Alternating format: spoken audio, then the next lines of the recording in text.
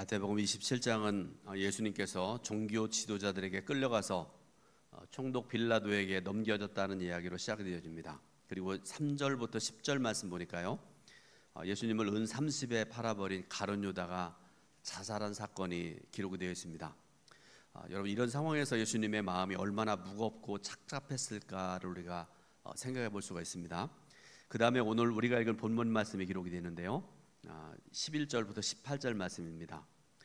예수님께서 빌라도 총독, 그 다음에 종교 지도자들, 무리들에 둘러싸여서 신문을 받고 그들로부터 시기당하는 그런 장면을 접하게 됩니다. 그리고 19절 이하의 말씀 보니까 빌라도의 우유부담으로 인해서 예수님 대신에 바라바를 풀러주는 그런 말씀, 그리고 예수님은 결국 십자가의 길을 걸어가게 되는 그런 과정들이 쭉 기록이 되어 있습니다.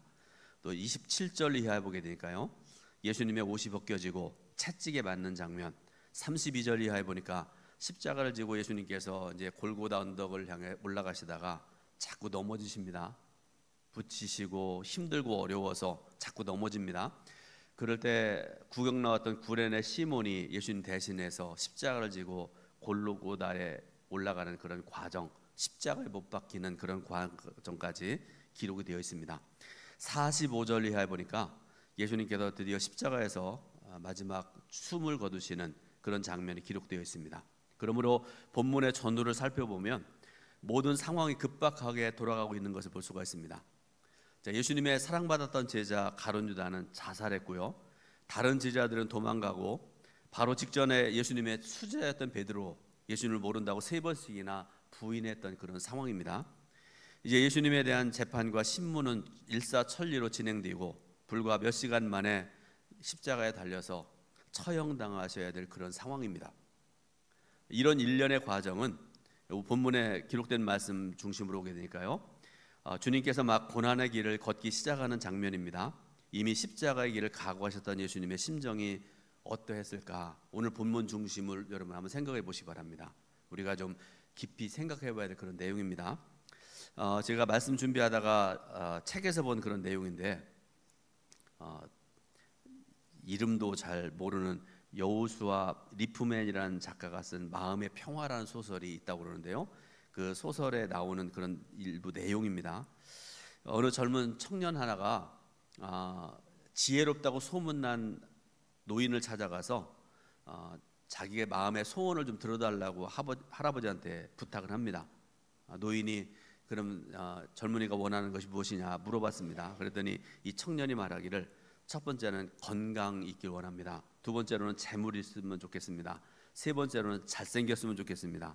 네 번째로는 재능이 있었으면 좋겠습니다. 다섯 번째, 권력이 있었으면 좋겠습니다. 여섯 번째, 명예가 있었으면 좋겠습니다. 이렇게 얘기를 해요.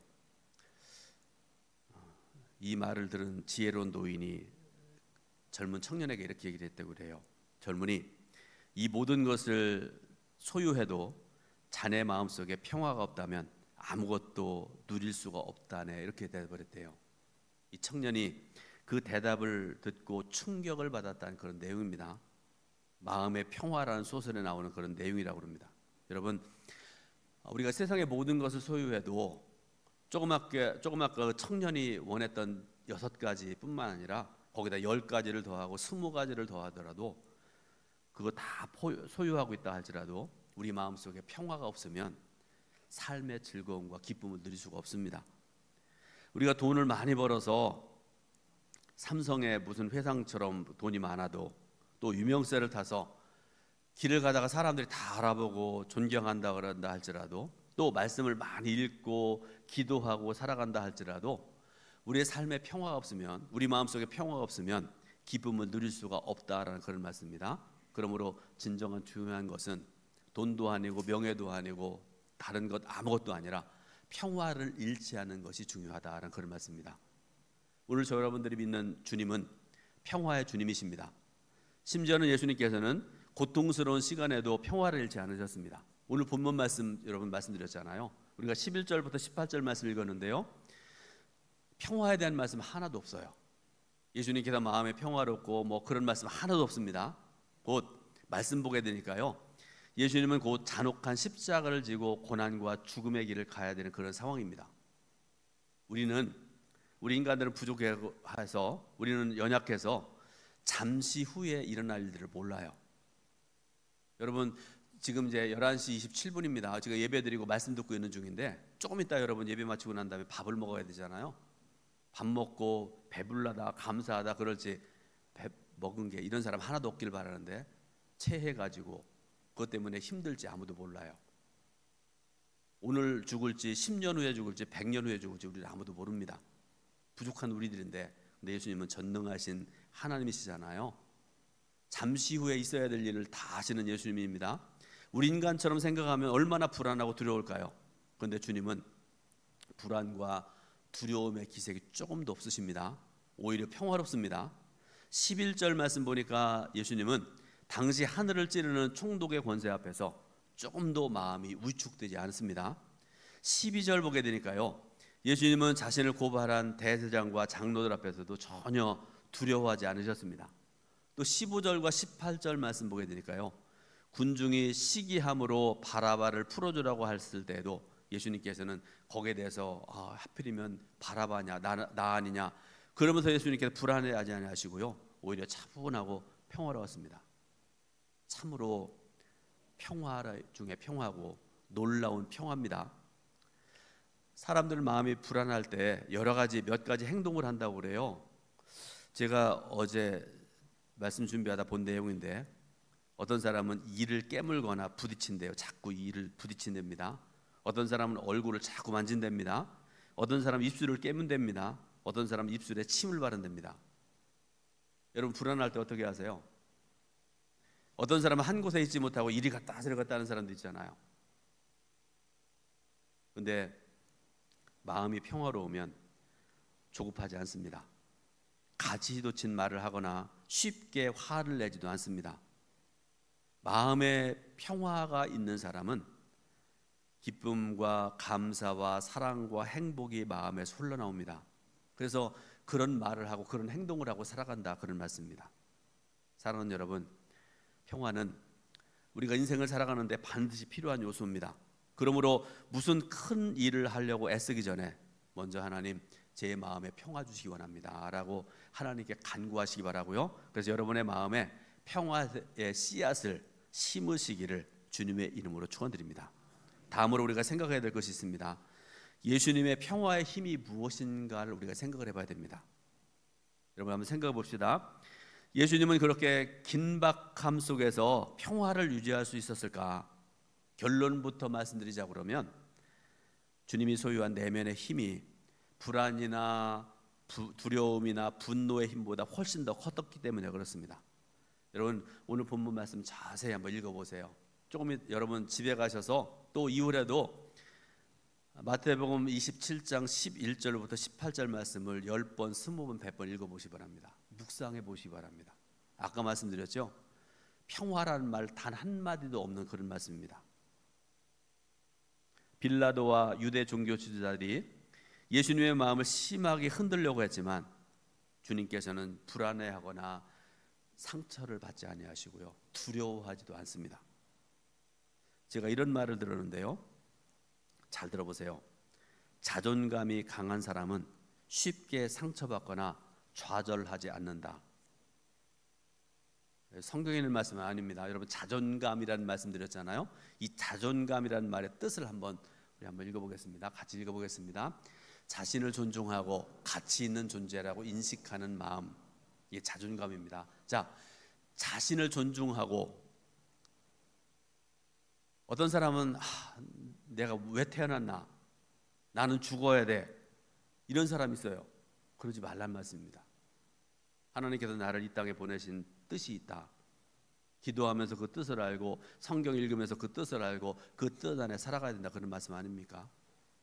그래서 스스로를 가치 있는 존재라고 인식하고 그런 마음을 가지고 그렇게 살아가야 된다. 그게 바로 자존감이라는 그런 말의 뜻입니다. 그래서 여러분에게 묻습니다. 여러분, 자존감 가지고 살아가시나요? 물어보는 제가 바보죠. 여러분, 자존감을 가지고 살아가는 사람, 남에게 상처를 주지도 않고요, 남으로부터 상처로 받지도 않습니다.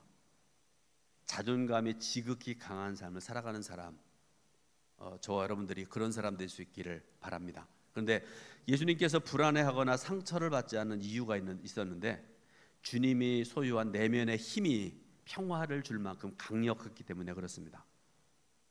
여러분, 바다에 가면 파도가 치잖아요, 그죠? 근데 여러분, 바다 가에 가까운 곳에 사람이 들어갈 수 있는 얕은 곳에 파도가 치면요, 바닷물이 뒤집어집니다. 그 속에 막 해산물 이런 것들이 나오고 막 뒤집어지고 그러지 않아요. 그런데 깊은 바다, 여러분, 세계 10분의 7이 바다인데요, 바다에서 가장 깊은 데가 어딘지 아시는 분 아세요? 있으세요? 아시아에 있는데요, 필리핀 동쪽에 엠덴 해구라는 곳에 있는데, 엠덴 해연 11,900 얼마가 돼요. 깊이가, 해수면으로부터 깊이가 엄청나게 깊습니다. 근데 여러분, 그 밑에 바다 깊은 곳에 들어가면 위에서 뭐 태풍이 뭐 시속 100m가 불고 뭐 그래도 아무런 움직임이 없잖아요. 평안하잖아요.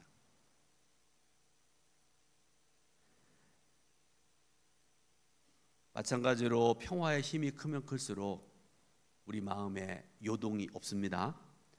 본문에 주님께서 소유한 평화가 바로 이런 평화였습니다. 누가 어떤 일을 해도 뭐라고 그래도, 심지어는 죽이려고 그래도 예수님께서는 평화 가운데 계시다, 그런 말씀입니다. 사람들 중에 보게 되면요, 평소에는 조용하고 평소에는 괜찮은 것 같은데 작은 문제라도 발생하게 되면 쉽게 화를 내고 감정을 조절하지 못하는 그런 사람도 있습니다. 왜 그럴까요? 평화의 힘이 약하기 때문에 그렇습니다. 평화의 힘이 강하면 웬만한 불안과 두려움과 분노와 상처에도 끄떡하지 않습니다. 그런데 우리가 이런 평화를 소유할 수 있다면 얼마나 좋을까? 예를 하나 들어보겠습니다. 우리 기독교 역사에 있어서 가장 예수님을 닮은 사람으로 존경받는 아시시의 성자라였던 성 프란시스라는 분, 여러분 들어보셨죠? 이분에 대한 이야기 좀 소개해드리겠습니다. 성 프란시스는 남다른 평화의 힘을 소유한 사람이었다. 그는 20대에 마음을 비우고 욕심을 버리면서 평화를 소유하기 시작했다. 그가 소유한 평화의 힘이 얼마나 강력했던지 그는 어떤 상황에서도 평화로웠고 사람들은 그에게서 평화의 힘을 배우고자 했다. 그는 사람과 태양과 별과 달 등 모든 것들을 향해서 형제요 자매라고 부르면서 모든 피조물들과 평화를 나누고자 했다.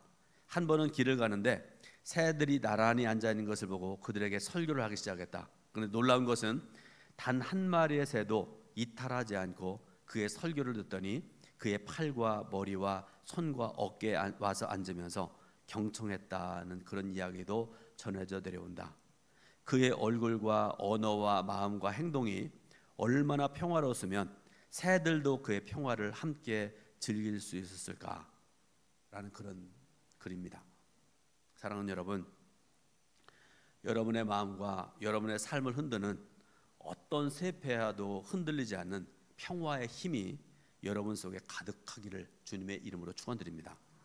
세 번째로, 예수님이 소유한 평화의 힘은 근본적으로 어디에서부터 오는 것인가라는 것을 생각을 해봐야 됩니다.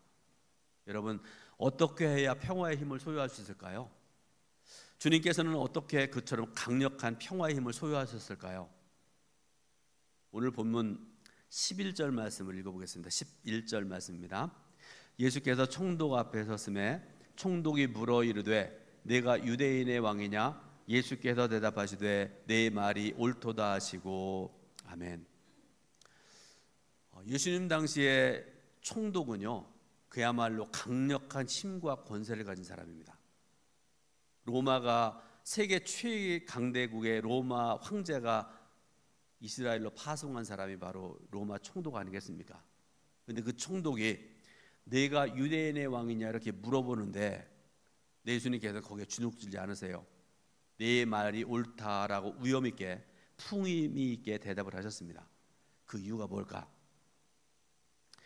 예수님께서 가시는 십자가의 길이 인류를 살리는 길이고 하나님께서 기뻐하시는 생명의 길임을 아셨기 때문에 그렇습니다.